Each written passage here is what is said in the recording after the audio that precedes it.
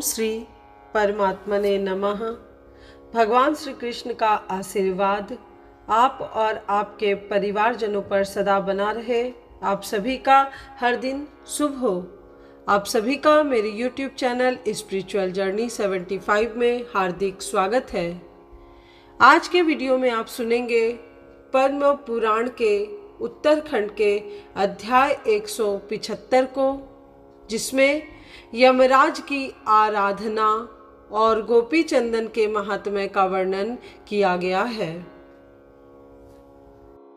आइए आरंभ करते हैं महर्षि वेद व्यास द्वारा रचित 18 पुराणों में से एक पुराण पद्म पुराण के 175वें अध्याय को। नारद जी ने कहा, सूर्यश्रेष्ठ, अब मेरे हित के लिए आप यम की आराधना बताइए। देव, किस उपाय से मनुष्य को एक नरक से दूसरे नरक में नहीं जाना पड़ता है? सुना जाता है यमलोक में वैतरणी नदी है, जो दुर्धर्ष, अपार, दुस्तर तथा रक्त की धारा बहाने वाली है। वह समस्त प्राणियों के लिए दुस्तर है। उसे सुगमता के साथ किस प्रकार पार किया जा सकता है? महादेव जी बोले, ब्राह्मण, पूर्व काल की बात है। द्वारकापुरी के समुद्र में स्नान करके मैं ज्यों ही निकला, सामने से मुझे ब्रह्मचारी मुद्गल मुनि आते दिखाई दिए। उन्होंने प्रणाम किया और विस्मित होकर इस प्रकार कहना आरंभ किया। मुद्गल बोले, देव, मैं अकस्मात मूर्छित होकर पृथ्वी पर गिर पड़ा था। उस समय मेरे सारे अंग जल रहे थे। इतने ही में यमराज के दूतों ने आकर मुझे बलपूर्वक शरीर से खींचा। मैं अंगूठे के बराबर पुरुष शरीर धारण करके बाहर निकला। फिर उन दूतों ने मुझे खूब कस कर बांधा और उसी अवस्था में यमराज के पास पहुंचा दिया। मैं एक ही क्षण में यमराज की सभा में पहुंचकर देखता हूं कि पीले नेत्र और काले मुख वाले यम सामने ही बैठे हैं। वे महाभयंकर जान पड़ते थे। भयानक राक्षस और दानव उनके पास बैठे और सामने खड़े थे। अनेक धर्माधिकारी तथा चित्रगुप्त आदि लेखक वहां मौजूद थे। मुझे देखकर विश्व के शासक यम ने अपने किंकरों से कहा, अरे, तुम लोग नाम के भ्रम में पड़कर मुनि को कैसे ले आए? इन्हें छोड़ो और कौंडिन्य नामक ग्राम में जो भीम का पुत्र मुद्गल नामक क्षत्रिय है, उसको ले आओ, क्योंकि उसकी आयु समाप्त हो चुकी है। यह सुनकर वे दूत वहां गए और पुनः लौट आए। फिर समस्त यमदूत धर्मराज से बोले, सूर्यनंदन, वहां जाने पर भी हम लोगों ने ऐसे किसी प्राणी को नहीं देखा जिसकी आयु क्षीण हो चुकी हो। न जाने कैसे हम लोगों का चित्त भ्रम में पड़ गया। यमराज बोले, जिन लोगों ने वैतरणी नामक द्वादशी का व्रत किया है, वे तुम यमदूतों के लिए प्राय अदृश्य हैं। उज्जैन, प्रयाग अथवा यमुना के तट पर जिनकी मृत्यु हुई है तथा जिन्होंने तिल, हाथी, सुवर्ण और गौ आदि का दान किया है, वे भी तुम लोगों की दृष्टि में नहीं आ सकते। दूतों ने पूछा, स्वामिन, वह व्रत कैसा है? आप उसका पूरा पूरा वर्णन कीजिए। देव, मनुष्यों को उस समय ऐसा कौन सा कर्म करना चाहिए जो आपको संतोष देने वाला हो? जिन्होंने कृष्ण पक्ष की एकादशी का व्रत किया है वे कैसे पाप मुक्त हो सकते हैं? यमराज बोले, दूतों, मार्गशीर्ष आदि मासों में जो ये कृष्ण पक्ष की द्वादशियां आती है उन सब में विधि पूर्वक वैतरणी व्रत करना चाहिए। जब तक वर्ष पूरा न हो जाए तब तक प्रति मास व्रत को चालू रखना चाहिए। व्रत के दिन उपवास का नियम ग्रहण करना चाहिए जो भगवान विष्णु को संतोष प्रदान करने वाला है। द्वादशी को श्रद्धा और भक्ति के साथ श्री गोविंद की पूजा करके इस प्रकार कहें, देव, स्वप्न में इंद्रियों की विकलता के कारण यदि भोजन और मैथुन की क्रिया बन जाए तो आप मुझ पर कृपा करके क्षमा कीजिए। इस प्रकार नियम करके मिट्टी, गौमय और तिल लेकर मध्याह्न में तीर्थ के पास अर्थात जलाशय के पास जाएं और व्रत की पूर्ति के लिए निम्नांकित मंत्र से विधि पूर्वक स्नान करें। अश्वक्रांते रथक्रांते विष्णुक्रांते वसुंधरे मृत्तिके हर में पाप यन्मया पूर्व संचितम त्वया हतेन पापेन सर्व पापै प्रमुच्यते कास्या चैव तु संभूतस्तिला वै विष्णुरूपिणः तिलस्नानेन गोविंद सर्व पाप व्योपोति विष्णु देहोद्भवे देवी महापापापहारिणी सर्व पाप हर त्वं वै सरस्वती नमस्तुते। वसुंधरे, तुम्हारे ऊपर अश्व और रथ चला करते हैं तथा वामन अवतार के समय भगवान विष्णु ने भी तुम्हें अपने चरणों से नापा था। मृत्तिके, मैंने पूर्व जन्म में जो पाप संचित किया है मेरा वह सारा पाप तुम हर लो। तुम्हारे द्वारा पाप का नाश हो जाने पर मनुष्य सब पापों से मुक्त हो जाता है। तिल काशी में उत्पन्न हुए हैं तथा वे भगवान विष्णु के स्वरूप हैं। तिल मिश्रित जल के द्वारा स्नान करने पर भगवान गोविंद सब पापों का नाश कर देते हैं। देवी सर्वौषधि, तुम भगवान विष्णु के देह से प्रकट हुई तथा महान पापों का अपहरण करने वाली हो। तुम्हें नमस्कार है, तुम मेरे सारे पाप हर लो। इस प्रकार मृत्तिका आदि के द्वारा स्नान करके सिर पर तुलसी दल धारण कर तुलसी का नाम लेते हुए स्नान करें। यह स्नान ऋषियों द्वारा बताया गया है, इसे विधि पूर्वक करना चाहिए। इस तरह स्नान करने के पश्चात जल से बाहर निकलकर 2 शुद्ध वस्त्र धारण करें। फिर देवताओं और पितरों का तर्पण करके श्री विष्णु का पूजन करें। उसकी विधि इस प्रकार है, पहले एक कलश की जो टूटा फूटा न हो स्थापना करें। उसमें 5 पल्लव और 5 रत्न डाल दें। फिर दिव्य माला पहनाकर उस कलश को गंध से सुवासित करें। कलश में जल भर दें और उसमें द्रव्य डालकर उसके ऊपर तांबे का पात्र रख दें। इसके बाद उस पात्र में देवादिदेव तपोनिधि भगवान श्रीधर की स्थापना करके पूर्वोक्त विधि से पूजा करें। फिर मिट्टी और गोबर आदि से सुंदर मंडल बनवाएं। सफेद और धुले हुए चावलों को पानी में पीसकर उसके द्वारा मंडल का संस्कार करें। तत्पश्चात हाथ, पैर आदि अंगों से युक्त धर्मराज का स्वरूप बनावे और उसके आगे तांबे की वैतरणी नदी स्थापित करके उसकी पूजा करे। उसके बाद पृथक आवाहन आदि करके यमराज की विधिवत पूजा करे।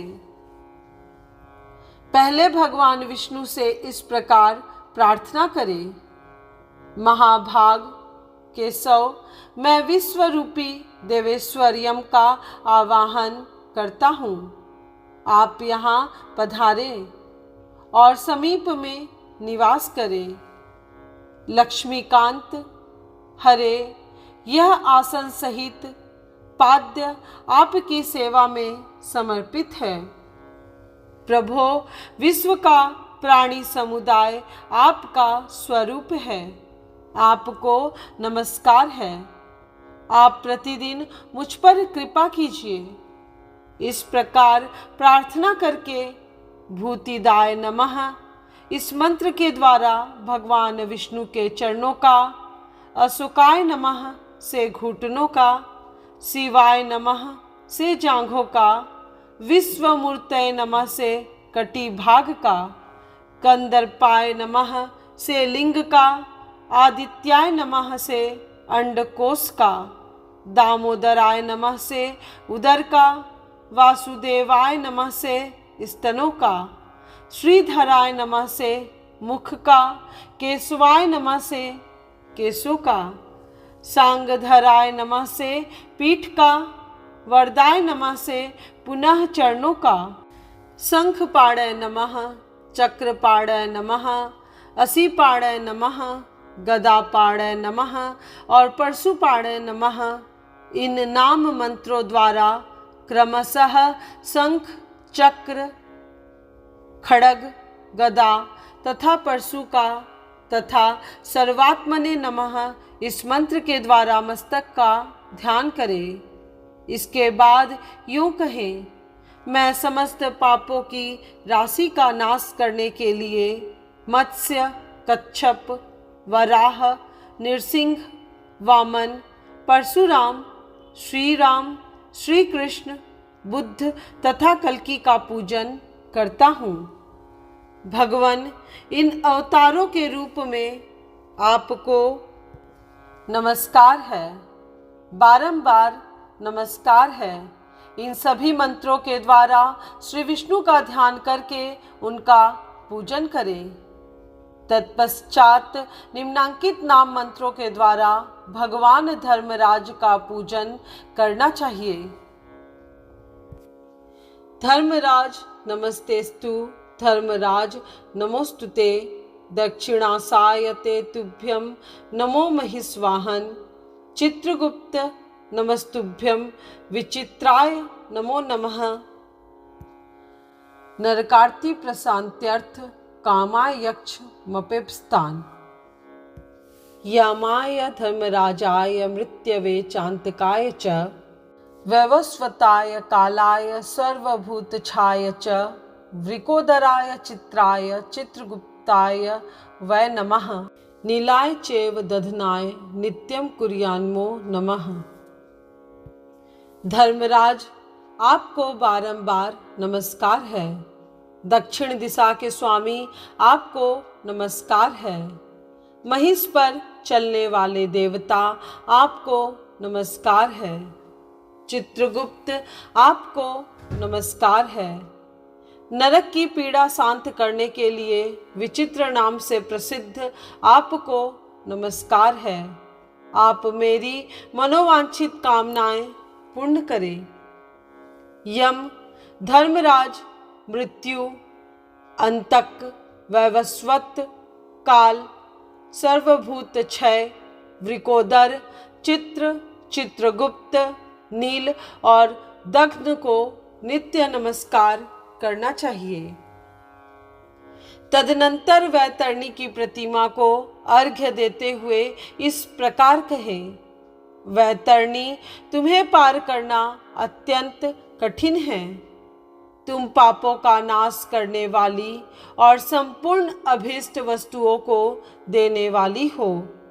महाभागे यहाँ आओ और मेरे दिए हुए अर्घ्य को ग्रहण करो। यमराज के भयंकर मार्ग में वैतरणी नदी विख्यात है। उससे उद्धार पाने के लिए मैं यह अर्घ्य दे रहा हूँ, जो जन्म, मृत्यु और वृद्धावस्था से परे है। पापी पुरुषों के लिए जिसको पार करना अत्यंत कठिन है, जो समस्त प्राणियों के भय का निवारण करने वाली है, तथा यातना में पड़े हुए प्राणी भय के मारे जिसमें डूब जाते हैं, उस भयंकर वैतरणी नदी को पार करने के लिए मैंने यह पूजन किया है। वैतरणी देवी तुम्हारी जय हो। तुम्हें बारंबार नमस्कार है। जिसमें देवता वास करते हैं वही वैतरणी नदी है। मैंने भगवान केशव की प्रसन्नता के लिए भक्ति पूर्वक उस नदी का पूजन किया है। पापों का नाश करने वाली सिंधु रूपिणी वैतरणी नदी की पूजा संपन्न हुई। मैं उसे पार करने तथा सब पापों से छुटकारा पाने के लिए इस वैतरणी प्रतिमा का दान करता हूँ। इसके बाद निम्नांकित मंत्र पढ़कर भगवान से प्रार्थना करें। कृष्ण कृष्ण जगन्नाथ संसारादुधरस्य माम नाम ग्रहण मात्रेण सर्व पाप हरस्व मे। कृष्ण कृष्ण जगदीश्वर, आप संसार से मेरा उद्धार कीजिए। अपने नामों के कीर्तन मात्र से मेरा सारा पाप हर लीजिए। फिर क्रमशः यज्ञोपवीत आदि समर्पण करें। यज्ञोपवीत का मंत्र इस प्रकार है। देवेश्वर, मैंने 9 तंतुओं से इस उत्तम यज्ञोपवीत का निर्माण कराया है। आप इसे ग्रहण करें और प्रसन्न होकर मेरा मनोरथ पूर्ण करें। तांबुल मंत्र। देवेश, मैंने यथाशक्ति उत्तम शोभा संपन्न तांबुल दान किया है। इसे स्वीकार करें और भवसागर से मेरा उद्धार कर दें। दीप आरती का मंत्र। देवेश, आप मोह रूपी अंधकार दूर करने के लिए सूर्य रूप हैं। भावबंधन की पीड़ा हरने वाले परमात्मन, मैं भक्ति युक्त होकर आपकी सेवा में यह 5 बत्तियों का दीपक प्रस्तुत करता हूँ। यह आपके लिए आरती है। नैवेद्य मंत्र। भगवान, मैंने सब रसों से युक्त सुंदर पकवान, जो परम उत्तम अन्न है, भक्ति पूर्वक सेवा में निवेदन किया है। आप इसे स्वीकार करें। जप समर्पण। 12 अक्षर मंत्र का यथाशक्ति जप करने से भगवान लक्ष्मीकांत मुझ पर प्रसन्न हो और प्रसन्न होकर मुझे मनोवांछित वस्तु प्रदान करें।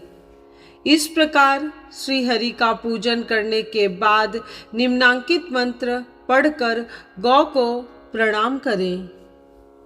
समुद्र का मंथन होते समय 5 गौवें उत्पन्न हुई। उनमें से जो नंदा नाम की धेनु है, उसे मेरा बारंबार नमस्कार है। तत्पश्चात विधि पूर्वक गौ की पूजा करके निम्नांकित मंत्रों द्वारा एकाग्र चित्त हो अर्घ्य प्रदान करें। समस्त कामनाओं को पूर्ण करने वाली तथा सब प्रकार की पीड़ा हरने वाली देवी नंदिनी, मुझे सर्वदा आरोग्य तथा दीर्घायु संतान प्रदान करो। कपिले, महर्षि वशिष्ठ तथा बुद्धिमान विश्वामित्र जी ने भी तुम्हारी पूजा की है। मैंने पूर्व जन्म में जो पाप संचित किया है, उसे हर लो। गौवे मेरे आगे रहे, गौवे ही मेरे पीछे रहे, तथा स्वर्गलोक में भी स्वर्ण में सिंगों से सुशोभित सरिताओं और समुद्रों की भांति दूध की धारा बहाने वाली सुरभि और उनकी संतानें मेरे पास आवे। सर्वदेवमयी देवी नंदिनी, तुम परम कल्याणमयी और भक्त वत्सला हो, तुम्हें नमस्कार है। इस प्रकार विधिवत पूजा करके गौ को प्रतिदिन ग्रास समर्पण करें। उसका मंत्र इस प्रकार है। सबके हित में लगी रहने वाली पवित्र पापनाशनी तथा त्रिभुवन की माता गौवे मेरा दिया हुआ ग्रास ग्रहण करे।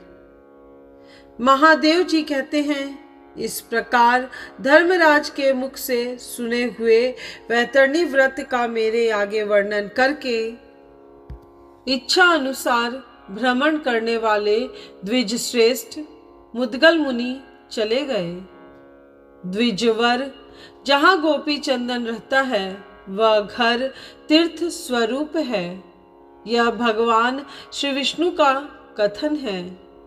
जिस ब्राह्मण के घर में गोपी चंदन मौजूद रहता है वहाँ कभी शोक, मोह तथा अमंगल नहीं होते।